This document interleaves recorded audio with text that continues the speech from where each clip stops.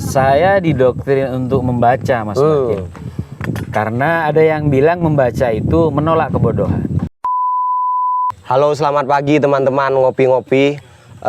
Kali ini di pagi yang penuh berkah ya dan sejuk ini, saya dapat kesempatan yang luar biasa. Tim ngopi-ngopi dapat kesempatan untuk berbicara dengan seorang figur ya. Kalau saya memaknai yang beliau sangat concern dalam bidang organisasi, dan beliau telah banyak memberikan kita inspirasi atau panutan tentang seberapa pentingnya pengaruh organisasi dalam membentuk kesadaran kita, membentuk nalar kritis kita dan produktivitas kita di masa depan begitu. Kali ini kita akan membahas tentang keorganisasian dan kepemimpinan dengan seorang figur yang sebenarnya beliau adalah senior saya sendiri, Kak Bani. Selamat pagi, Kak. Pagi. Kita ingin minta waktunya sampean untuk kita bercerita-cerita tentang perjalanan sampean, terlebih nanti dalam konteks organisasi dan kepemimpinan, Kak. Siap. Tapi sebelumnya kita pengen tahu dulu nih teman-teman, kita share tentang gimana kehidupan awal Kak Bani di perkuliahan begitu, Kak. Bisa diceritakan, Kak? Siap. Halo sahabat ngopi-ngopi ya. Ngopi-ngopi, betul. Saya itu 2009 itu kuliah di Unija di Sumeneb, Mas. Unija Sumeneb, Universitas Wiraraja. Wiraraja. Nah, itu sampai semester 5. Betul.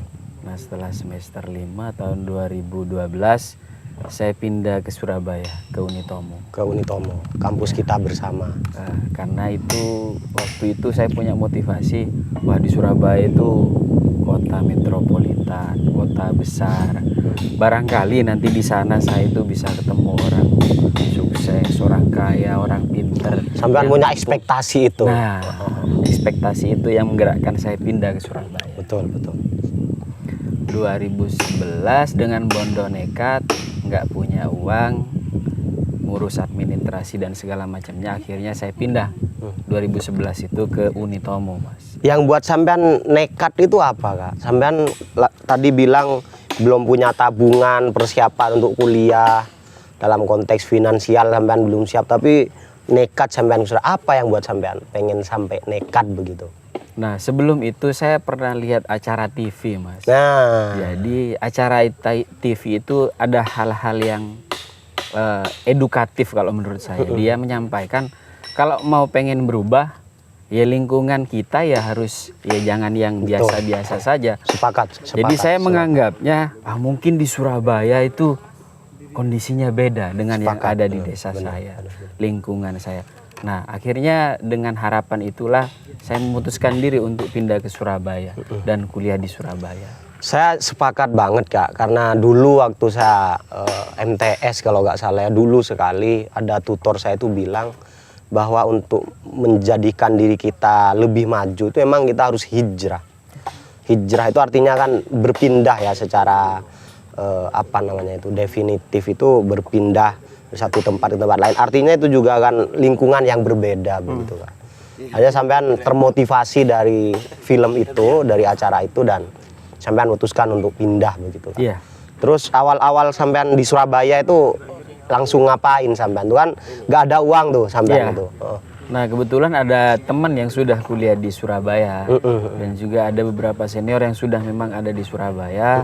Saya ditampung di kontrakannya, saya ada di situ tanpa harus saya bayar uang per bulan. Subhanallah. Jadi saya ngumpul sama teman-teman di situ. Nah, disitulah saya dikenalkan dengan yang namanya organisasi. Jadi tidak secara akademik, tapi saya dikenalkan dengan yang namanya organisasi, yaitu PMII, Mas Makin. Betul. Saya sampai jadi ketua komisariat Ya, di 2013-2014. luar biasa ya. Jadi mentalnya temannya sampean itu ya udah, yang penting sampean komit buat ini, sampean numpang aja dulu di sini sambil lalu kuliah. Dan kesan pertama saya ketemu beliau ini, teman-teman, beliau adalah seorang orator ulung, teman-teman. Di waktu saya awal-awal kuliah, mungkin ya di semester pertama banget, ketemu beliau dalam konteks beliau ngajak demo begitu kan, karena kebetulan beliau satu fakultas dengan saya. Terus saya masih maba banget, beliau sudah jadi hero begitu di kampus, dan beliau menyampaikan betapa apa yang sudah kita rasakan bersama itu harus kita ekspresikan melalui demo itu. Dan saya kagum dengan beliau, saya terkesan dengan beliau. Saya pengen sekali awal-awal tuh bisa kenal dengan beliau, dan akhirnya saya ditakdirkan kenal dengan beliau melalui organisasi begitu. Dan banyak sekali inspirasi yang diberikan Kak Bani ini. Kak Bani orang yang sangat dedikatif dalam dalam konteks kaderisasi gitu kayak. Gimana awal-awal sampean ini Kak, kehidupan sampean di organisasi itu Kak? Awalnya canggung Mas Makin, karena saya tidak tahu kondisi di Surabaya seperti apa, karakteristik teman-teman yang ada di Surabaya. Awalnya ya ngikut-ngikut aja dulu. Tapi keorganisasian sampean sudah tahu ya dari? Sudah tahu, dan itu saya sudah ikut di Unija bahkan PMI itu. Oh, sebelum pindah Surabaya? Sudah ikut Mapaba di Unija, cuman nggak terlalu all out. Apa itu CPMI, bagaimana kegiatannya, nggak terlalu masuk. Yang penting ya ikut aja dulu gitu. Tapi pada saat itu Kak, pada saat 2013-2014 ya, kayaknya kaderisasi PMI yang di bawah ininya sampean itu adalah yang paling progresif Kak. Ya. Itu banyak sekali dapat pengakuan hingga saat ini begitu kan Kak.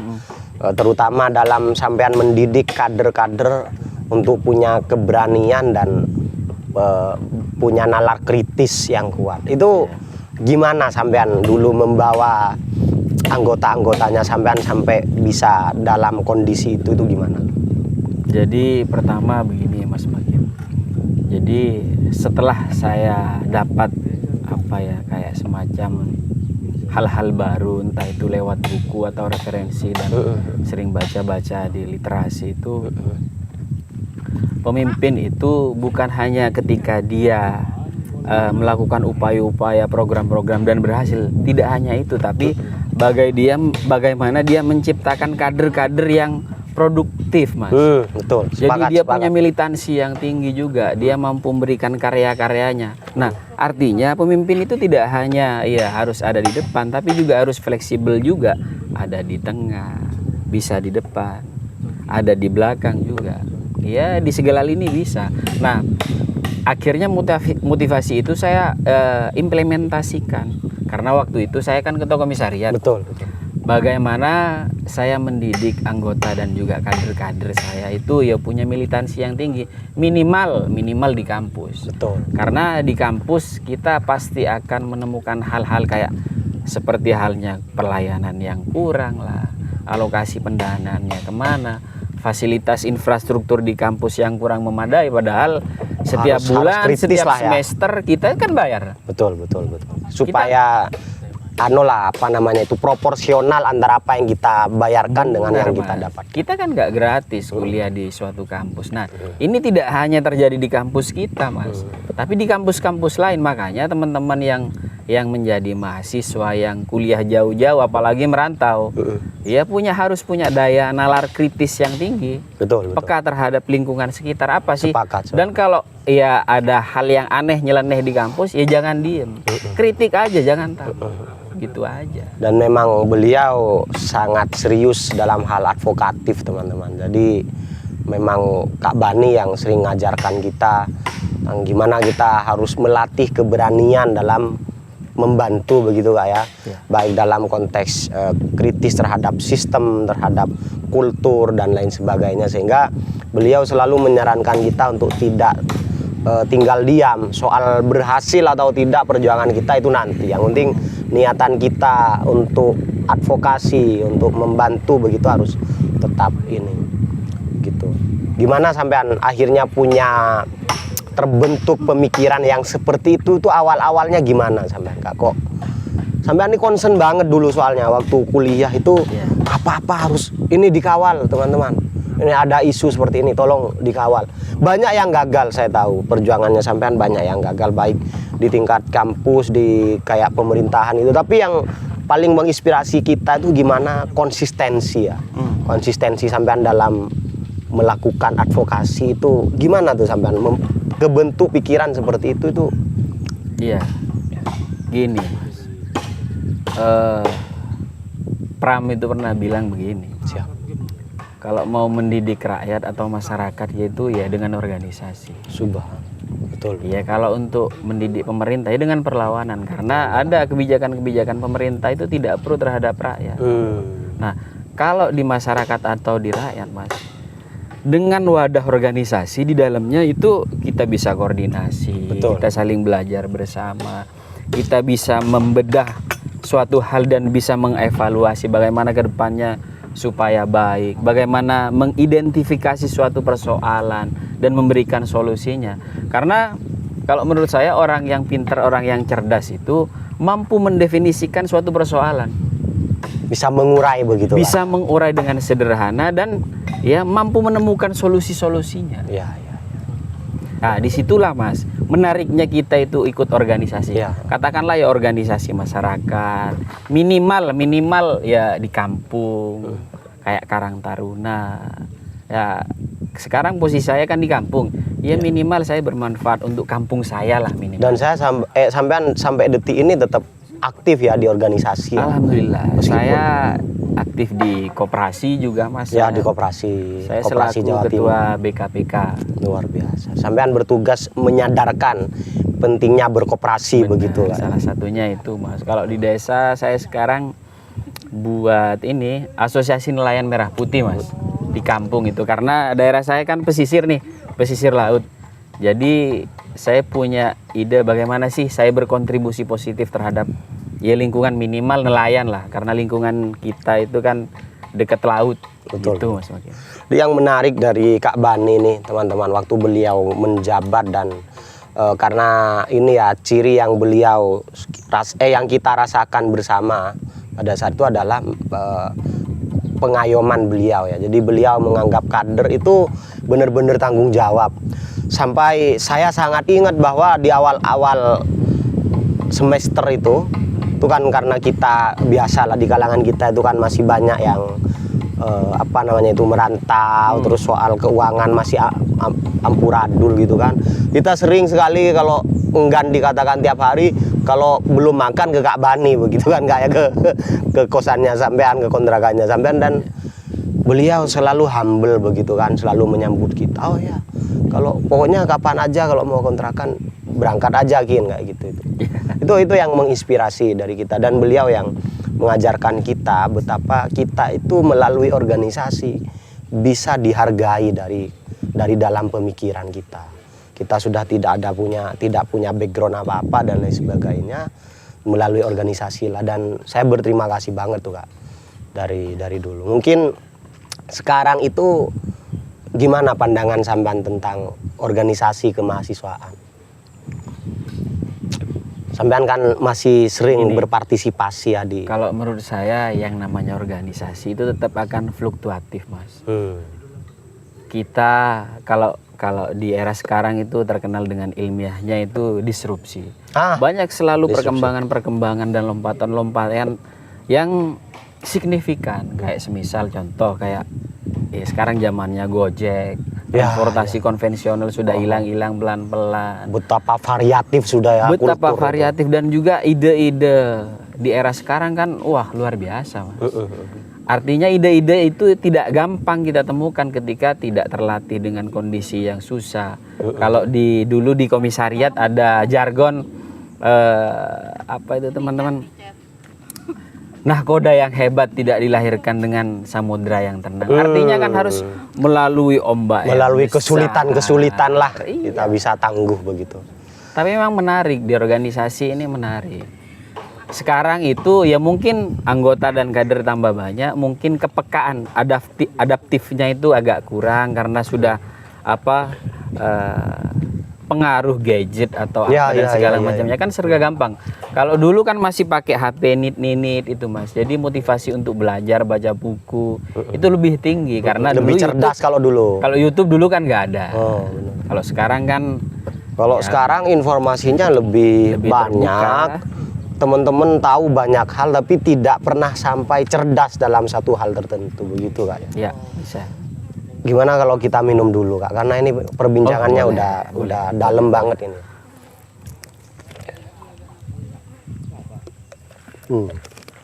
Alhamdulillah.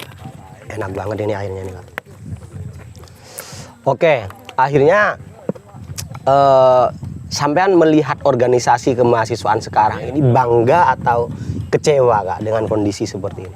Pasti kan teman-teman seperti saya dan teman-teman ke bawah itu mesti kan ketika diskusi dengan sampean menyampaikan prosentase pencapaian-pencapaian atau aktivitas keorganisasian di mahasiswa, gimana tanggapan sampean? Ya, saya sangat bangga siapapun yang berorganisasi, tidak hanya konteks mahasiswa, masyarakat pun ketika berorganisasi saya bangga Mas. Sangat bangga. Karena di dalamnya ada hal-hal positif yang menurut saya itu banyak kita bedah dan memberikan manfaat yang banyak ke orang lain ya melalui organisasi itu. Banyak hal lah pokoknya di organisasi. Peranannya memang sangat besar organisasi. Iya, bagaimana kita mengakomodir ya masa, atau kita belajar kepemimpinan, bagaimana kita mempelajari apa sih organisasi ini, kemanfaatannya apa. Yang jelas yang namanya organisasi itu ya bukan hanya untuk kepentingan pribadi secara personal, tapi saya yakin kepentingan organisasi itu ya untuk halayak umum gitu, untuk orang lain kemanfaatannya. Benar-benar. Jadi ya berorganisasilah Mas, meskipun katakanlah kita itu ya sudah tidak muda lagi atau tua, ya berorganisasilah.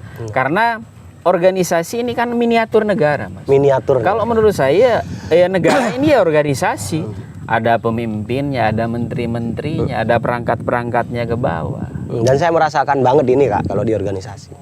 Jadi dalam kondisi kita tidak punya apa-apa atau dalam kondisi kita sedang lemah pun, kita tetap bisa membantu loh kalau dari organisasi.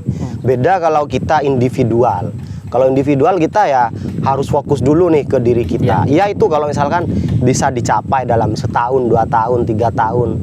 Tapi dan kalau misalkan mental itu tetap dipertahankan seperti itu, apalagi kita misalkan selalu tidak percaya diri dengan diri kita, itu akhirnya menjadi kita tidak punya daya apa-apa untuk membantu orang. Benar. Di organisasi itu saya sering melihat teman-teman saya itu inspiratif banget ya.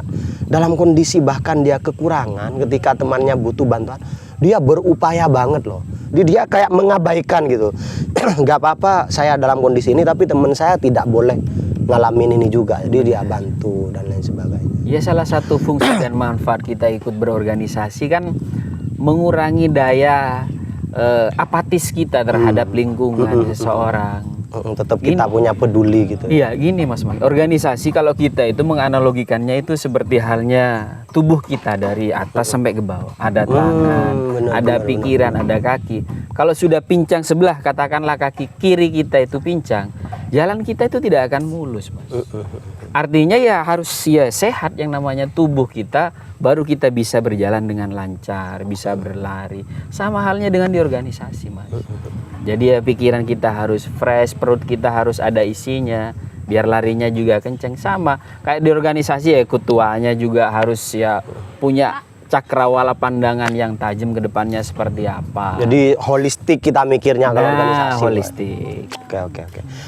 Dan ini lagi Kak, mungkin yang menjadi penasaran teman-teman kita ya. Jadi kan Kak Bani ini seorang pemimpin ya, karena dulu sering Kak Bani itu jadi panutan di kita, dan Kak Bani itu sering punya daya jelajah. Jadi dari organisasi ini sampean mengenalkan kita ke organisasi ini, sampean memimpin di sana dan masuk ke sana. Itu yang paling menjadi ciri khas dari kepemimpinannya sampean itu adalah egalitarian Kak. Jadi sampean itu gak pernah karena jadi ketua terus sampean ngegap dengan anggota-anggota. Sampean sangat egaliter begitu kan sampean.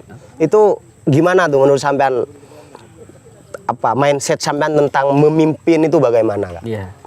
Kalau katanya Ki Hajar Dewantara itu kan pemimpin ya berada di depan, berada di tengah, dan berada di belakang. Luar biasa. Bahkan kalau katanya Mandela itu pemimpin itu ibarat orang mengembala.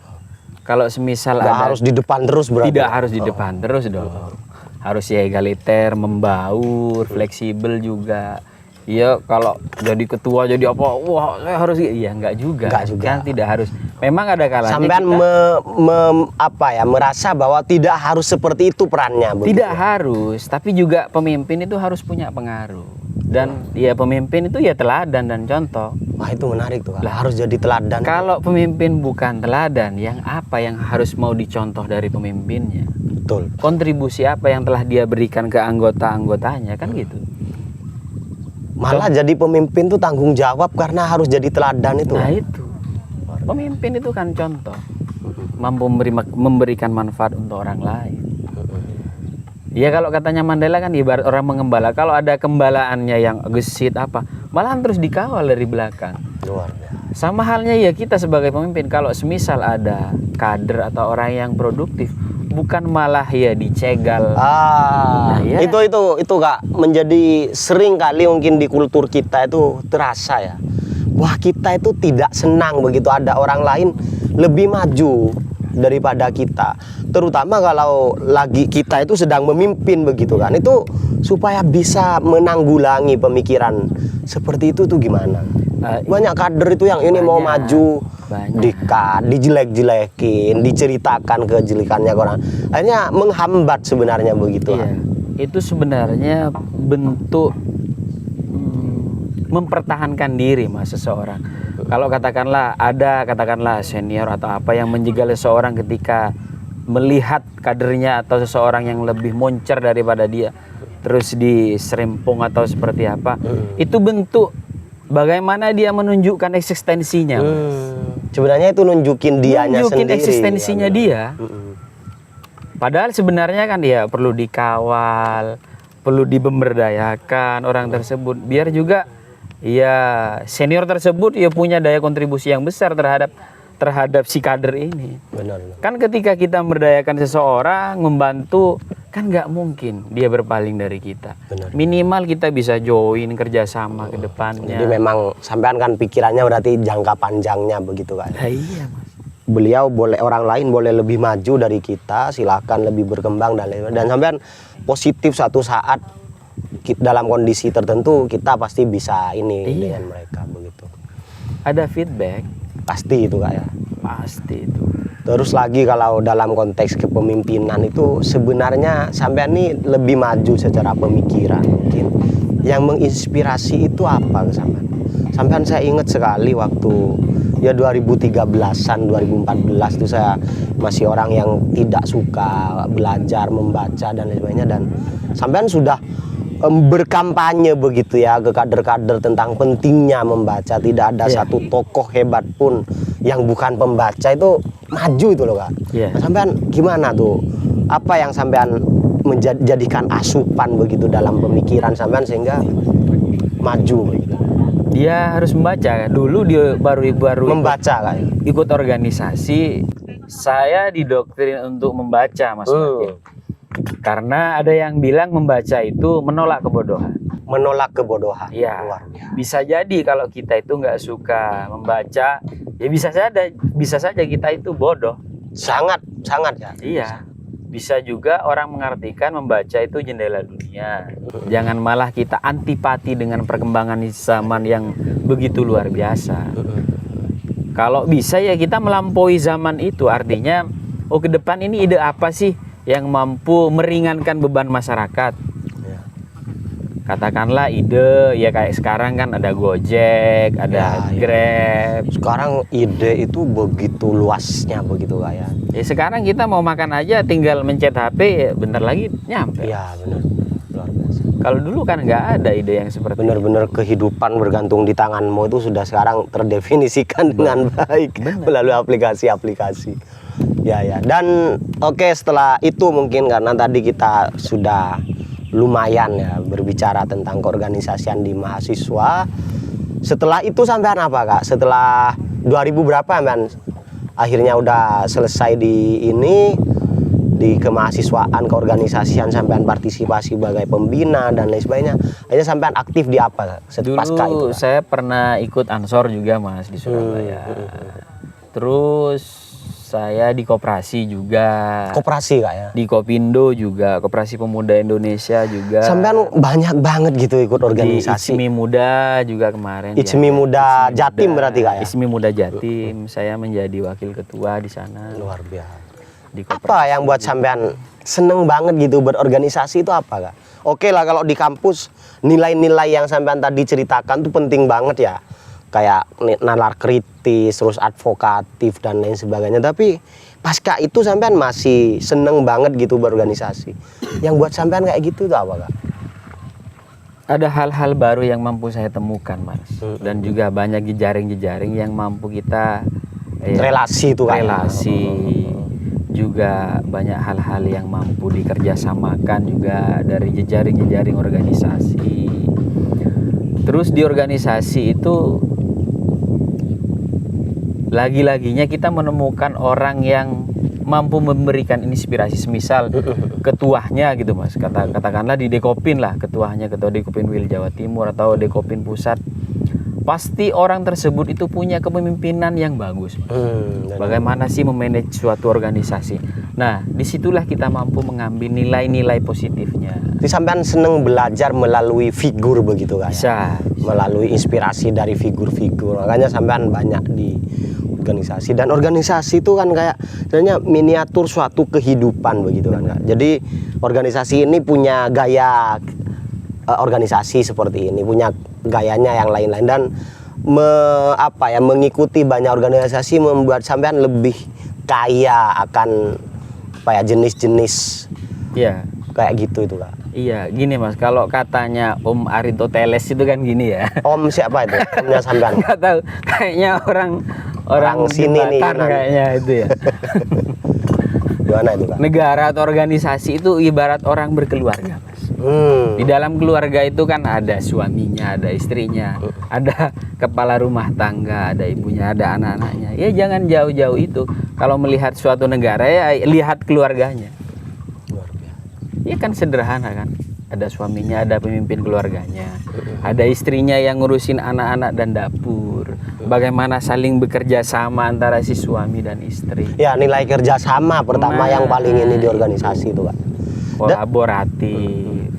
Sampai sekarang sampean masih tetap bercengkrama dengan organisasi itu? Harus, Mas. Harus, karena kan daya pikir kita itu perlu diasah terus. Bener. Biar tidak tumpul. Dan memang betul Kak, kalau nggak di organisasi itu kadang kayak kita itu dalam konteks pikiran ya, kayak nggak ada PR gitu. Iya. Nggak ada PR, kayak stuck. Let's say misalkan kita memang kerja nih, memang sudah kerja atau punya aktivitas yang karir, tapi kalau tidak disertakan organisasi itu kayak pikiran kita itu stuck gitu Kak ya. Iya Mas. Nggak diasah ya, ibarat pisau kalau nggak diasah kan tumpul Mas. Jadi harus diasah terus. Berkurang fungsinya. Iya. Kalau semisal kayak badan kita, kalau kita nggak olahraga, nggak makan, ya kan sempoyongan kita. Kalau ya, kita sudah terbiasa gerak, ya enak Mas. Olahraga.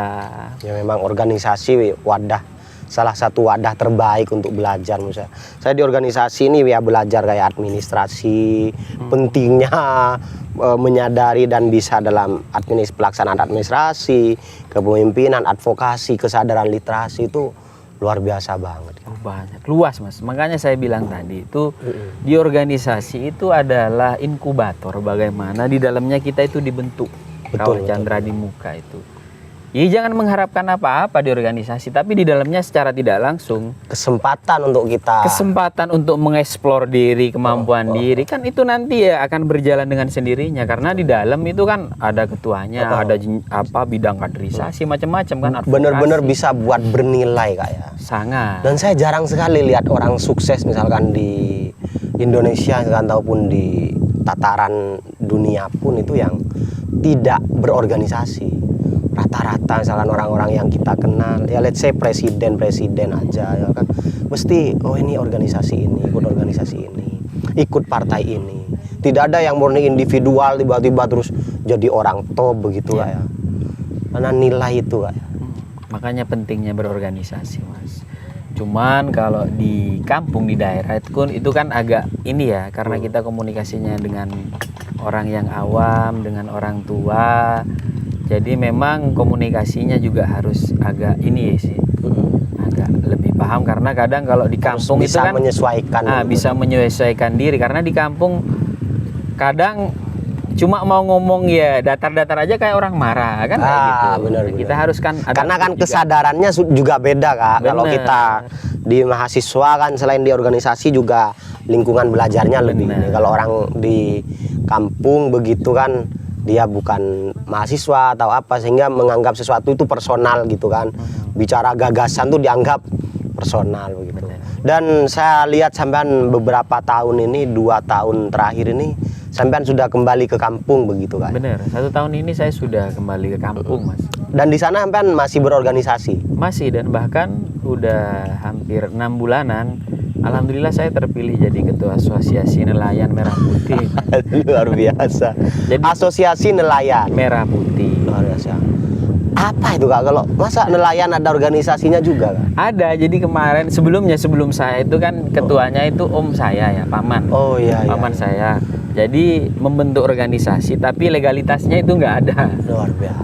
Nah, kemarin saya pulang, saya kan juga berprofesi sebagai nelayan juga di rumah. Nelayan, Saya juga melaut juga di rumah itu. Kalau saya pernah ke rumahnya sampean tuh banyak garam-garam gitu. Garam, Tambak-tambak ya, gitu. petambak garam, Mas.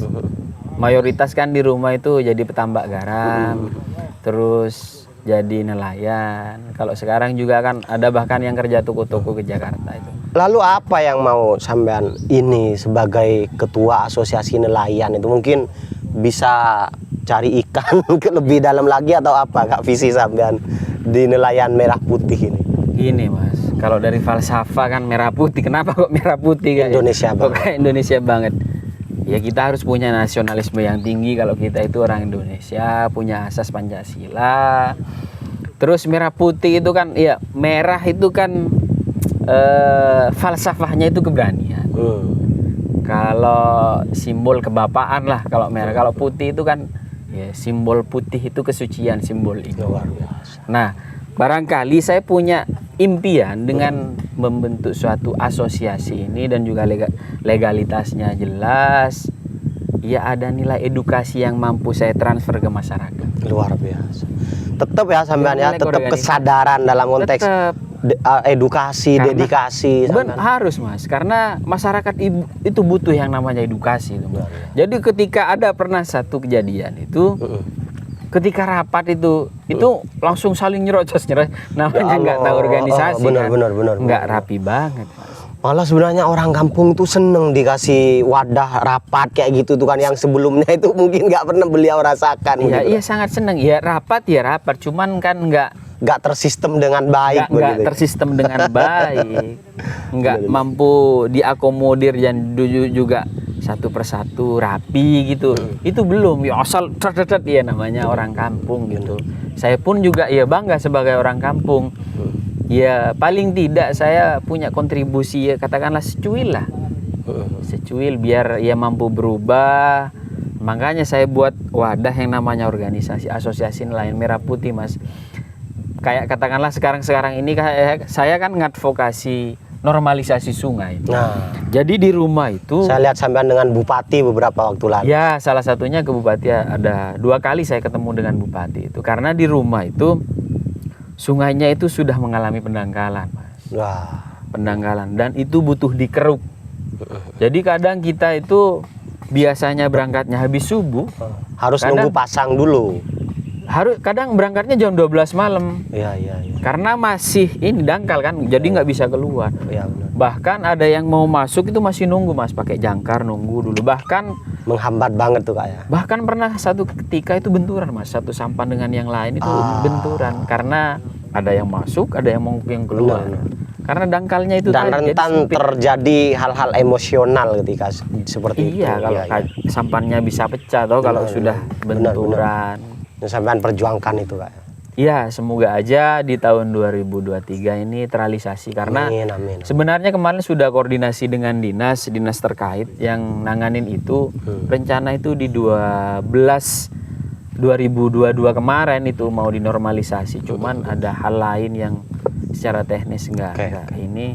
Akhirnya insya Allah ini mungkin di 2023 ini normalisasi sungai di desa kami ini akan terrealisasi. Kak, pandangan sampean mungkin atau ekspektasi atau harapan sampean untuk para aktivis nih atau organisatoris yang baik ada di kampus atau kan yang aktif sampai sekarang ini, apa harapannya sampean begitu? Ya terus bergerak dan bermanfaat Mas. Bagaimana aktivis kalau nggak bergerak itu bisa memberikan manfaat untuk orang lain? Benar. Harus peka juga karena godaan jadi aktivis itu banyak Mas. Godaan jadi aktivis itu banyak. Banyak Mas. Belum lagi kalau diiming-imingi, ditawar-tawarin. Oh. Karena jadi aktivis nanti kita itu kan akan ketemu orang petinggi-petinggi, politisi, pengusaha Untuk menghentikan perjuangan kita begitu. untuk Pak, ya? menghentikan perjuangan kita. Jadi Untuk menetralisasi. benar, jadi kita harus punya idealisme yang tinggi, Mas. Benar. Ya kalau mental kita ya mental tempe mudah terpengaruh, sudah mau ya diiming-imingi ini sudah mau, ya bagaimana nasib orang yang diperjuangkan kita kan gitu. Betul. Kita Sepakat. malah mengepentingkan kepentingan pribadi dong. Kadang banyak orang ikut organisasi itu tidak sadar bahwa mereka sedang memperjuangkan sesuatu begitu Pak. Bahwa mereka sedang dalam perjuangan gitu. Sehingga ya kata sampean tadi negotiable, mudah di lobby, mudah di kita memperjuangkan apa di ini sama pihak-pihak tertentu. Jadi aktivis itu kan ya mereduksi kepentingan pribadi, Mas. Luar biasa. Lebih mengedepankan kepentingan orang banyak. Kepentingan Ya, nilai begitu Pak. Jadi banyak tantangannya. Belum lagi ya jadi aktivis itu pasti ada yang namanya pro kontra, Mas. Ada yang setuju dengan kita, ada yang support. Ya itu ada yang nggak setuju juga, itu ya hal biasa. Yang penting niatan kita itu baik untuk kemanfaatan bersama gitu aja. Siap. Oke, mungkin sudah sangat luar biasa obrolan kita dengan Kak Bani pada pagi hari ini, teman-teman. Semoga teman-teman semua bisa mengambil inspirasi. Saya ucapkan terima kasih banyak Kak atas waktunya, atas perjuangannya. Semoga semangat dari beliau ini benar-benar bisa memotivasi kita. Amin, untuk amin. kedepannya bisa lebih semangat memperjuangkan Harus. nilai. Oke, mungkin itu saja dari saya, teman-teman. Sampai jumpa di ngopi-ngopi.